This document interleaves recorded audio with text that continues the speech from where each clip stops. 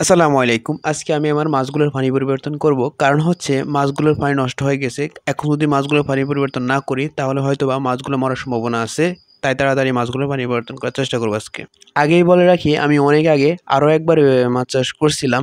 তখন ভালোভাবে মাছের যত্ন নিতে পারি নাই। যার কারণে অনেক মাছ মারা গিয়েছিল। যদিও কিছু মাছ বড় হয়ে গেছিল কিন্তু সেগুলো অযত্নে হয়েছিল। কারণ তখন আমি বাড়িতে ছিলাম না।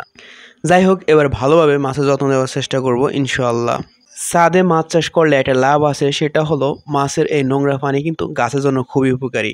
এই পানি গাছের জন্য জৈব সারের মতো কাজ করে। আপনারা দেখতে পাচ্ছেন যে আমার ছাদে বিভিন্ন ধরনের সবজি এবং ফল গাছ রয়েছে। এখন যেহেতু বর্ষাকাল, প্রায় প্রতিদিনই বৃষ্টি হয়, যার কারণে এখন গাছের জন্য এত বেশি পানি প্রয়োজন নেই। কিন্তু বর্ষাকাল ছাড়া বাকি সময়ে গাছের জন্য প্রচুর পানির প্রয়োজন হয়। গাছে যত বেশি পানি দিবেন তত বেশি ফল পাবেন। আর পানি যদি হয় জৈব সার মিশ্রিত, তাহলে তো কথাই নেই। যাই হোক ভিডিওতে আসি। আমি যখনই বললাম আজকে মাছের পানি পরিবর্তন করব, আমার সাথে সবগুলো পান্ডা গ্যাং এসে যুক্ত হলো। আমি ওদেরকে না করলাম না।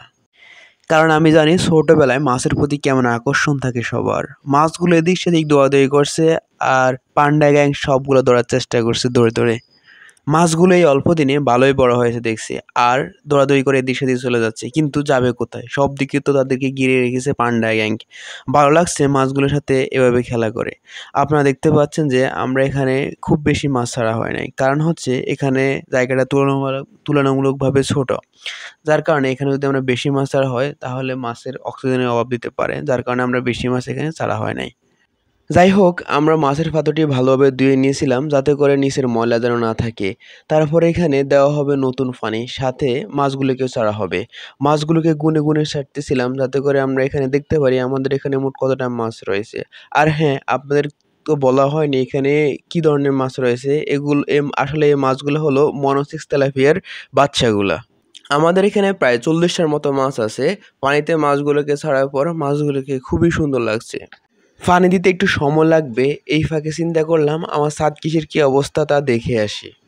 আমার ছাদ কৃষিতে আমি এত বেশি সময় দিতে পারি না। এখানে আব্বু আম্মুই বেশি সময় দেয়। তারাই অনেক বেশি যত্ন করে এবং গাছের পরিচর্যা করে।